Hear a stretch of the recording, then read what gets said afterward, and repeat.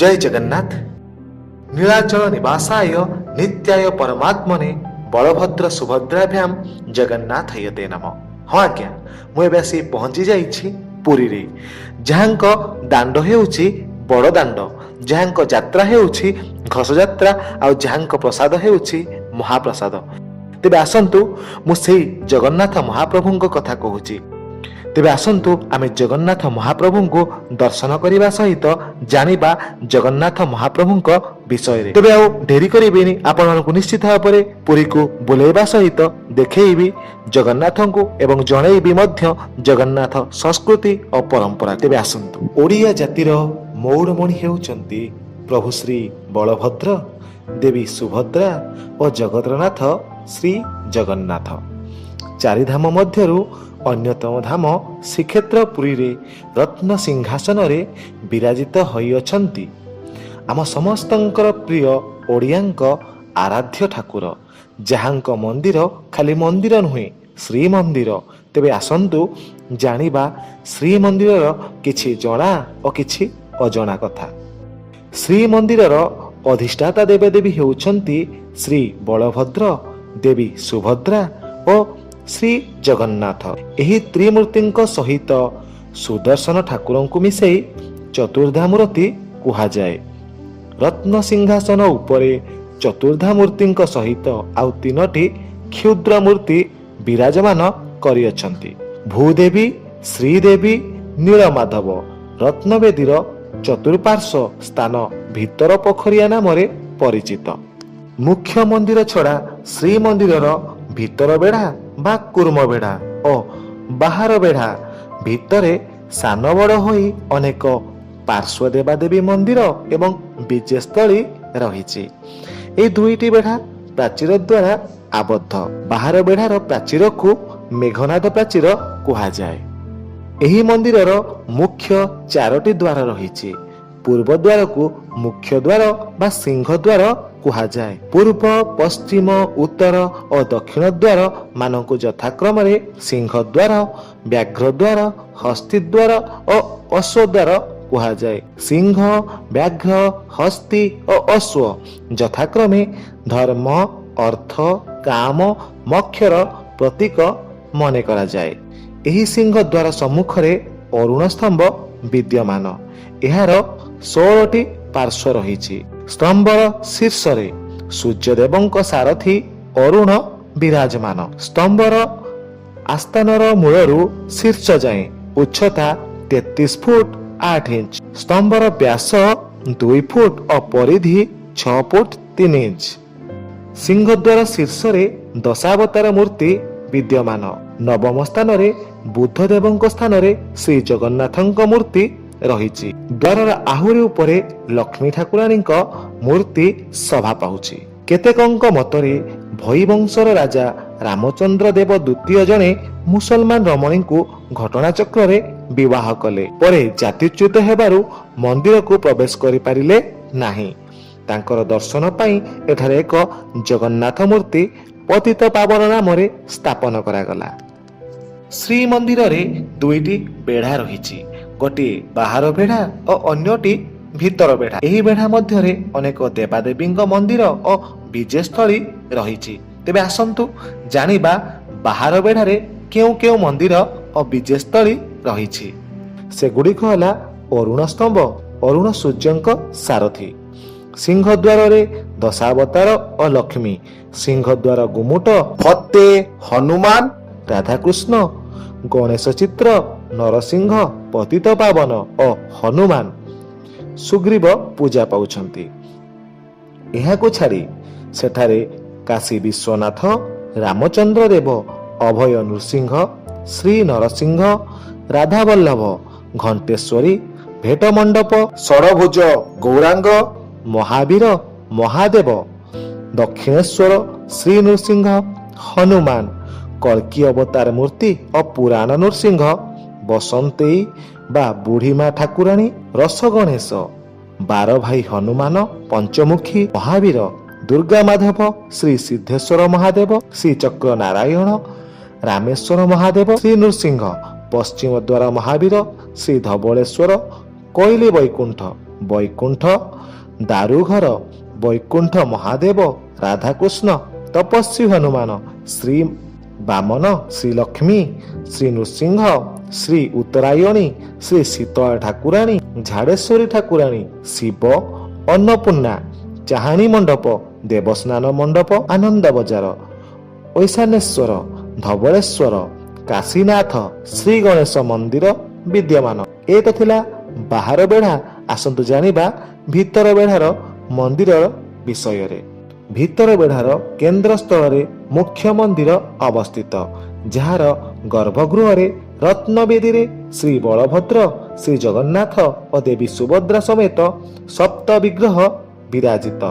ଭିତର ବେଢ଼ାର ମନ୍ଦିର ଓ ବିଜେସ୍ଥଳୀ, ଗର୍ଭଗୃହ, ଭଣ୍ଡାର ଘର, ରତ୍ନ ଭଣ୍ଡାର, ଠାକୁର ଶୟନ ଘର, ଜୟ ବିଜୟ ଦ୍ୱାର, ଜଗମୋହନ ଭୋଗ ମଣ୍ଡପ, ବଟ ବଳଭଦ୍ର, ଇନ୍ଦ୍ରାଣୀ ଦେଉଳ, ପତିତ ପାବନ, ପୁରାଣ ପଣ୍ଡା ଘର, ମାଜଣା ମଣ୍ଡପ, ବିବାହ ବେଦୀ, ଦକ୍ଷିଣ ଘର, ବିଜେ ପ୍ରତିମା ଘର, ବାହାର ମନ୍ଦିର, ଏକାଦଶୀ ମନ୍ଦିର, ନିଶା ନୃସିଂହ ମନ୍ଦିର, ବଳି ବାମନ ମନ୍ଦିର, ନାଭିକଟା ମଣ୍ଡପ, ଗାରଦ ଘର, ରାଧାକୃଷ୍ଣ ମନ୍ଦିର, ରାଧାକୃଷ୍ଣ ମନ୍ଦିର, ପାତାଳେଶ୍ୱର ମନ୍ଦିର, ହୟଗ୍ରୀବ ସରଘର, ଶ୍ରୀ ରାମଚନ୍ଦ୍ର ମନ୍ଦିର, ଦଧିବାମନ, କୋଣାର୍କ ସୂର୍ଯ୍ୟନାରାୟଣ ମନ୍ଦିର, ବର୍ଦ୍ଧମାନ ମନ୍ଦିର, ନବଗ୍ରହ ମନ୍ଦିର, ଲକ୍ଷ୍ମୀ ମନ୍ଦିର, ରସଘର, ଲକ୍ଷ୍ମୀ ନାରାୟଣ ମନ୍ଦିର, ଶ୍ରୀଲକ୍ଷ୍ମୀ ମନ୍ଦିର, ବେଢ଼ା କାଳୀ ମନ୍ଦିର, ନୀଳମାଧବ ମନ୍ଦିର,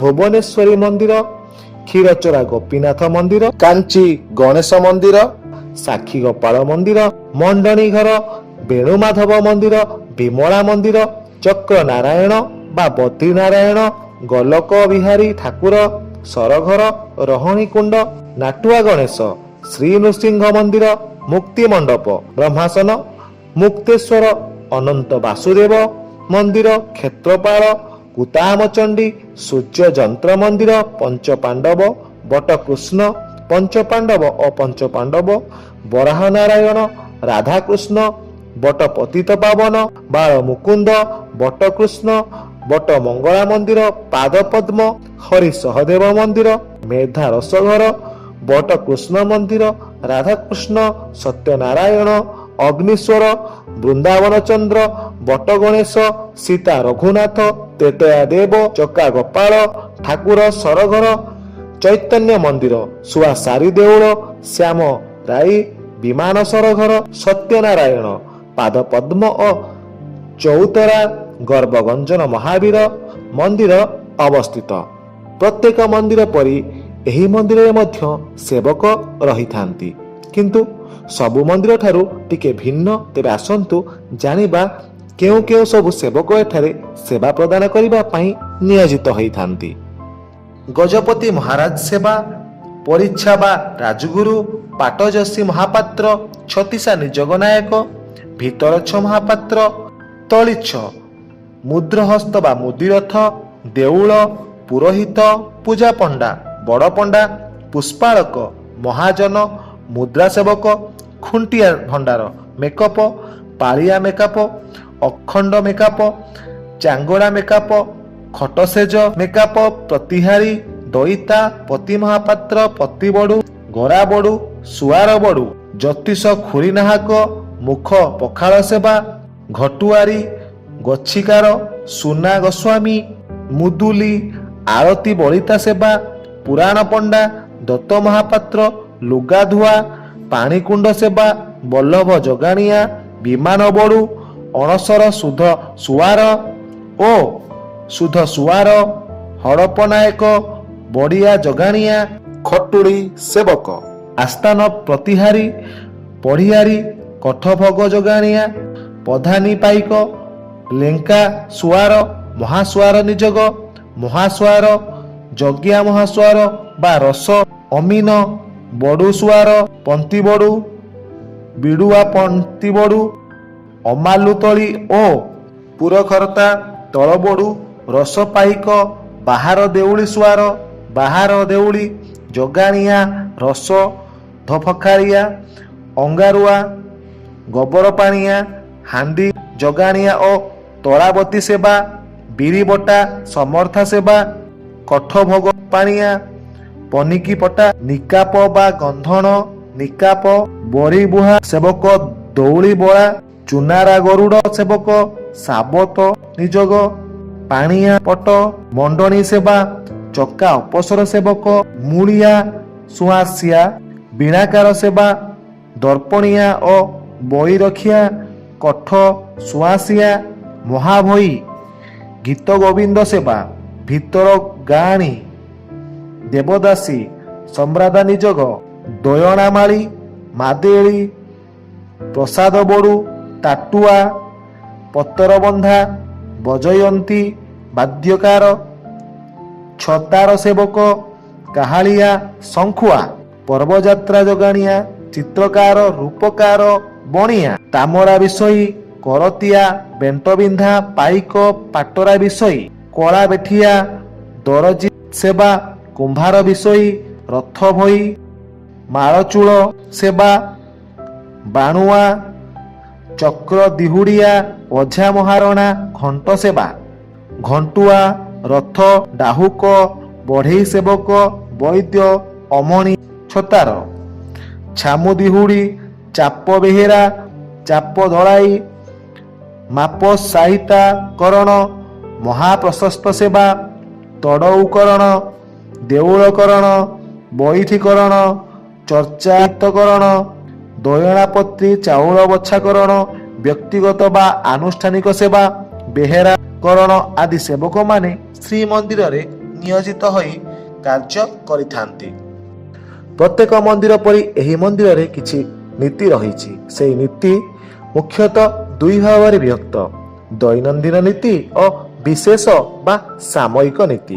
ଦୈନନ୍ଦିନ ନୀତି ମଧ୍ୟରେ ଦ୍ୱାର ଫିଟା ଓ ମଙ୍ଗଳ ଆରତୀ, ମଇଲମ ଅବକାଶ, ମଇଲମ ସାହାଣ ମେଲା, ବେଶ ଲାଗି, ରସହୋମ, ସୂର୍ଯ୍ୟ ପୂଜା, ଦ୍ୱାରପାଳ ପୂଜା, ଗୋପାଳ ବଲ୍ଲଭ ଭୋଗ, ସକାଳ ଧୂପ, ମଇଲମ ଓ ଭୋଗ ମଣ୍ଡପ, ମଧ୍ୟାହ୍ନ ଧୂପ, ମଧ୍ୟାହ୍ନ ପହୁଡ଼, ସନ୍ଧ୍ୟା ଆରତୀ, ସନ୍ଧ୍ୟା ଧୂପ, ମଇଲମ ଓ ଚନ୍ଦନ ଲାଗି, ବଡ଼ ସିଂହାର ବେଶ, ବଡ଼ ସିଂହାର ଭୋଗ, ଖଟ ସେଜ ଲାଗି ଓ ରାତ୍ର ପ୍ରହୁଡ଼। ଏ ତ ଥିଲା ଦୈନନ୍ଦିନ ନୀତି। ଆସନ୍ତୁ ଜାଣିବା ବିଶେଷ ବା ସାମୟିକ ନୀତି। ଗୁରୁବାର ନୀତି, ନକ୍ଷତ୍ର ବନ୍ଦାପନା, ଏକାଦଶୀ ନୀତି, ବାର ଅନୁସାରେ ଏକାଦଶୀ ନୀତି, ଅମାବାସ୍ୟା ନୀତି ବା ସାଗର ବିଜେ, ବାର ଅନୁସାରେ ବିଭିନ୍ନ ରଙ୍ଗର ଘଡ଼, ଶୀତ ବସ୍ତ୍ର, ବନକ ଲାଗି ବା ଶ୍ରୀମୁଖ ସିଂହାର, ବେଣ୍ଟ ବା ଶିକାର, ଚନ୍ଦ୍ରଗ୍ରହଣ ଓ ସୂର୍ଯ୍ୟପରାଗ ନୀତି, ଅଶୌଚ ବା ଦୁର୍ଘଟଣା ଜନିତ ନୀତି କରାଯାଇଥାଏ। ଏହି ମନ୍ଦିରରେ ମଧ୍ୟ ବିଭିନ୍ନ ପର୍ବପର୍ବାଣୀ ଅନୁଷ୍ଠିତ ହୋଇଥାଏ। ସେଗୁଡ଼ିକ ହେଲା ଦେବସ୍ନାନ ପୂର୍ଣ୍ଣିମା, ଅଣସର, ଶ୍ରୀଗୁଣ୍ଡିଚା ଯାତ୍ରା, ହେରା ପଞ୍ଚମୀ, ଏକାଦଶୀ ନୀତି, ସୁନାବେଶ ଓ ଶୟନ ଠାକୁର, ବିଜେ, କର୍କଟ ସଂକ୍ରାନ୍ତି ବା ଦକ୍ଷିଣାୟନ, ବନ୍ଦାପନା, ଚିତାଲାଗି, ଅମାବାସ୍ୟା, ବାଡ଼ି ନୃସିଂହ ବିଜେ, ଝୁଲଣ ଯାତ୍ରା, ଶ୍ରାବଣ ଶୁକ୍ଳ ଏକାଦଶୀ, ଝୁଲଣ ପୂର୍ଣ୍ଣିମା, ରାହୁ ରେଖା ଲାଗି, ଶ୍ରୀକୃଷ୍ଣ ଜନ୍ମ, ନନ୍ଦୋତ୍ସବ ଓ କୃଷ୍ଣ ଲୀଳା, ଭାଦ୍ରବ କୃଷ୍ଣ ଚତୁର୍ଦ୍ଦଶୀ ଓ ସପ୍ତପୁରୀ ଅମାବାସ୍ୟା, ଭାଦ୍ରବ ଶୁକ୍ଳ ଚତୁର୍ଥୀ, ଗଣେଶ ପୂଜା, ଭାଦ୍ରବ ଶୁକ୍ଳ ପଞ୍ଚମୀ, ଋଷି ପଞ୍ଚମୀ, ଭାଦ୍ରବ ଶୁକ୍ଳ ଅଷ୍ଟମୀ, ରାଧାଷ୍ଟମୀ, ଭାଦ୍ରବ ଶୁକ୍ଳ ଏକାଦଶୀ, ପାର୍ଶ୍ୱ ପରିବର୍ତ୍ତନ, ଭାଦ୍ରବ ଶୁକ୍ଳ ଦ୍ୱାଦଶୀ, ବାମନ ଜନ୍ମ, ସୁନିଆ, ଗରୁଡ଼, ପାର୍ଶ୍ୱ ପରିବର୍ତ୍ତନ, ଇନ୍ଦ୍ର ପୂଜା, ଭାଦ୍ରବ ଶୁକ୍ଳ ଚତୁର୍ଦଶୀ, ଅନନ୍ତ ଚତୁର୍ଦଶୀ, ଭାଦ୍ରବ ପୂର୍ଣ୍ଣିମା, ଇନ୍ଦ୍ର ପୂର୍ଣ୍ଣିମା, ସହସ୍ର କୁମ୍ଭାଭିଷେକ, ବିମଳାଙ୍କ ଷୋଡ଼ଶ ପୂଜାରମ୍ଭ, ଆଶ୍ୱିନ କୃଷ୍ଣ ଅଷ୍ଟମୀ, ଦ୍ୱିତୀୟା ଓଷା, ଆଶ୍ୱିନ ଶୁକ୍ଳ ଦଶମୀ, ଦଶହରା ଓ ଆୟୁଧ ପୂଜା, କାର୍ତ୍ତିକ ମାସ ନୀତି, ଆଶ୍ୱିନ ମାସର ପୂର୍ଣ୍ଣିମା, କୁମାର ପୂର୍ଣ୍ଣିମା, ଗର୍ଭଣା ସଂକ୍ରାନ୍ତି, ନବାନ୍ନ, ପ୍ରଥମାଷ୍ଟମୀ, ଦୀପଦାନ ଓ ପିତୃଶ୍ରାଦ୍ଧ, ଅଢ଼ଣ ଷଷ୍ଠୀ ବା ପ୍ରାବରଣ ଷଷ୍ଠୀ, ମାର୍ଗଶିର ପୂର୍ଣ୍ଣିମା, ଧନୁ ସଂକ୍ରାନ୍ତି ଠାରୁ ମକର ସଂକ୍ରାନ୍ତି, ବକୁଳ ଅମାବାସ୍ୟା, ପୁଷ୍ୟାଭିଷେକ, ନବାଙ୍କ ଓ ମକର ସଂକ୍ରାନ୍ତି, ପଦ୍ମବେଶ, ବସନ୍ତ ପଞ୍ଚମୀ, ତିଳ ସପ୍ତମୀ, ମାଘ ଶୁକ୍ଳ ସପ୍ତମୀ ଯାହା କୁହାଯାଏ, ଭୈମ ଏକାଦଶୀ, ମାଘ ଶୁକ୍ଳ ଏକାଦଶୀ ଯାହାକୁ କୁହାଯାଏ, ଗଜ ଉଦାହରଣ ବେଶ, ମାଘ ପୂର୍ଣ୍ଣିମା ତାକୁ କୁହାଯାଏ, ଶିବରାତ୍ରି, ଫାଲଗୁନ କୃଷ୍ଣ ଚତୁର୍ଦ୍ଦଶୀ, ଦୋଳଯାତ୍ରା, ଫାଲଗୁନ ଶୁକ୍ଳ ଦଶମୀ ଠାରୁ ଚୈତ୍ର କୃଷ୍ଣ ପ୍ରତିପଦ, ଦୋଳ ପୂର୍ଣ୍ଣିମା, ହରି ଚୈତ୍ର ଗୁଣ୍ଡିଚା, ଅଶୋକାଷ୍ଟମୀ, ଶ୍ରୀରାମ ନବମୀ, ରାମାଭିଷେକ, ଦମନକ ଚତୁର୍ଦ୍ଦଶୀ, ଦୟଣା ଲାଗି, ମହାବିଷୁବ ସଂକ୍ରାନ୍ତି, ପଣା ସଂକ୍ରାନ୍ତି, ଅକ୍ଷୟ ତୃତୀୟା, ଚନ୍ଦନଯାତ୍ରା ଆରମ୍ଭ, ନୀଳାଦ୍ରି ମହୋଦୟ, ଶ୍ରୀ ନୃସିଂହ ଜନ୍ମ, ଶୀତଳ ଷଷ୍ଠୀ, ରାଜେନ୍ଦ୍ରାଭିଷେକ, ରୁକ୍ମିଣୀ ହରଣ ଏକାଦଶୀ ଓ ବିବାହ, ଚମ୍ବକ ଦ୍ୱାଦଶୀ ଆଦି ଯାତ୍ରା ଓ ପର୍ବପର୍ବାଣୀ ଅନୁଷ୍ଠିତ ହୋଇଥାଏ। ବିଭିନ୍ନ ମନ୍ଦିରର ଦେବାଦେବୀଙ୍କ ବେଶ ଭଳି ଏହି ମନ୍ଦିରରେ ଶ୍ରୀ ଜଗନ୍ନାଥଙ୍କର ବେଶ ଅନୁଷ୍ଠିତ ହୋଇଥାଏ। ସେଗୁଡ଼ିକ ହେଲା ଅବକାଶ ବେଶ, ବଡ଼ ସିଂହାର ବେଶ, ଗଣପତି ବେଶ ବା ହାତୀ ବେଶ, ରାଜବେଶ ବା ସୁନା ବେଶ, ବଣଭୋଜି ବେଶ, କାଳିୟ ଦଳନ ବେଶ, ପ୍ରଳମ୍ବାସୁର ବଧ ବେଶ, କୃଷ୍ଣ ବଳରାମ ବେଶ, ବାମନ ବେଶ, ରାଧା ଦାମୋଦର ବେଶ, ଲକ୍ଷ୍ମୀ ନାରାୟଣ ବେଶ, ବାଙ୍କ ଚୂଡ଼ା ବେଶ, ତ୍ରିବିକ୍ରମ ବେଶ, ଲକ୍ଷ୍ମୀ ନୃସିଂହ ବେଶ, ଶ୍ରାଦ୍ଧ ବେଶ, ନାଗାର୍ଜୁନ ବେଶ, ଘୋଡ଼ ଲାଗି ବେଶ, ଚାକେରି ବେଶ, ପଦ୍ମ ବେଶ, ଗଜ ଉଦ୍ଧାର ବେଶ, ରଘୁନାଥ ବେଶ, ଚନ୍ଦନ ବେଶ, ମକର ଚୌରାଶୀ ବେଶ ରେ ଶ୍ରୀ ବିଗ୍ରହ ଭକ୍ତମାନଙ୍କୁ ଦର୍ଶନ ଦେଇଥାନ୍ତି। ଏହି ଶ୍ରୀମନ୍ଦିର ଓଡ଼ିଶାର ପୁରୀ ସହରର ମଧ୍ୟଭାଗରେ ଅବସ୍ଥିତ। ଦ୍ୱାଦଶ ଶତାବ୍ଦୀରେ ଗଙ୍ଗବଂଶର ରାଜା ଅନଙ୍ଗ ବର୍ମା ଚୋଡ଼ଗଙ୍ଗ ଦେବ ବର୍ତ୍ତମାନ ବଡ଼ଦାଣ୍ଡ ପତନ ଠାରୁ 214 ଫୁଟ 8 ଇଞ୍ଚ ଉଚ୍ଚତା ବିଶିଷ୍ଟ ଶ୍ରୀମନ୍ଦିର କାର୍ଯ୍ୟାରମ୍ଭ କରିଥିଲେ ଓ ଅନଙ୍ଗ ଭୀମଦେବ ଏହି କାର୍ଯ୍ୟକୁ ସମ୍ପୂର୍ଣ୍ଣ କରି ଶ୍ରୀବିଗ୍ରହମାନଙ୍କୁ ଅଧିଷ୍ଠିତ କରାଇଥିଲେ। ଖ୍ରୀଷ୍ଟାବ୍ଦ 1452ରେ ଗଜପତି କପିଳେନ୍ଦ୍ର ଦେବ ଶ୍ରୀମନ୍ଦିର ଚତୁଃପାର୍ଶ୍ୱରେ ମେଘନାଦ ପାଚେରୀ ନିର୍ମାଣ କରାଇଥିଲେ। ଶ୍ରୀମନ୍ଦିରର ଶୋଭାକୁ ନୀଳଚକ୍ର ବୃଦ୍ଧି କରିଥାଏ। ବର୍ତ୍ତମାନର ଶ୍ରୀମନ୍ଦିର ଗଙ୍ଗବଂଶୀୟ ରାଜା ଚୋଡ଼ଗଙ୍ଗଙ୍କ ଦ୍ୱାରା ନିର୍ମିତ ଓ ଏହା ଏକାଦଶ ଶତାବ୍ଦୀର ବିଷୟ। ଏହି ମନ୍ଦିରରେ ବିଶ୍ୱର ସର୍ବବୃହତ୍ ରସଶାଳା ରହିଅଛି ଏବଂ ମହାପ୍ରସାଦ ନିର୍ମାଣ ଶୈଳୀ ମଧ୍ୟ ଭାରି ନିଆରା। ପ୍ରତ୍ୟେକ ଦିନ ଏହି ଆନନ୍ଦ ବଜାରରୁ ଲକ୍ଷାଧିକ ଭକ୍ତ ମହାପ୍ରସାଦ ପାଇଥାନ୍ତି। ଏହି ମନ୍ଦିରରେ ଥିବା 22 ପାହାଚର ଅଧିଷ୍ଠାତ୍ରୀ ଦେବୀଗଣ ହେଲେ ମାୟା, ଚେତନା, ବୁଦ୍ଧି, ନିଦ୍ରା, କ୍ଷୁଧା, ଛାୟା, ତୃଷ୍ଣା, କ୍ଷାନ୍ତି, ଜାତି, ଲଜ୍ଜା, ଶାନ୍ତି, କ୍ରାନ୍ତି, ବୃତ୍ତି, ଶ୍ରୁତି, ଦୟା, ଦୃଷ୍ଟି, ବିକ୍ରି, ମାତୃ, ଭ୍ରାନ୍ତି, ପ୍ରଜ୍ଞା। ଏମିତି ଶ୍ରୀମନ୍ଦିର ମଧ୍ୟରେ ଆହୁରି ଅନେକ ଜଣା ଓ ଅଜଣା କଥା ଲୁଚି ରହିଛି। ତାହାକୁ ଜାଣିବା ଏତେ କମ୍ ସମୟରେ ସମ୍ଭବପର ନୁହେଁ। ଆଜିକାର ଅଧ୍ୟାୟଟି ଆପଣମାନଙ୍କୁ କେମିତି ଲାଗିଲା ନିଶ୍ଚିତ ଭାବରେ କମେଣ୍ଟ ବକ୍ସରେ ଜଣାଇବେ। ଯଦି ଆପଣମାନେ ଚ୍ୟାନେଲଟିକୁ ସବସ୍କ୍ରାଇବ କରିନାହାନ୍ତି ତ ନିଶ୍ଚିତ ଭାବରେ ସବସ୍କ୍ରାଇବ କରିନିଅନ୍ତୁ ଏବଂ ପାଖରେ ଥିବା ବେଲ୍ ଆଇକନଟିକୁ ନିଶ୍ଚିତ ଭାବରେ ଦବାଇ ଦିଅନ୍ତୁ, ଯାହାଫଳରେ କି ଆଗକୁ ଆସିବାକୁ ଥିବା ଭିଡ଼ିଓ ଗୁଡ଼ିକ ଆପଣମାନେ ଦେଖିପାରିବେ। ଆଜି ପାଇଁ ଏତିକି, ରହୁଛି ମୁଁ ପ୍ରଭାସ, ନମସ୍କାର।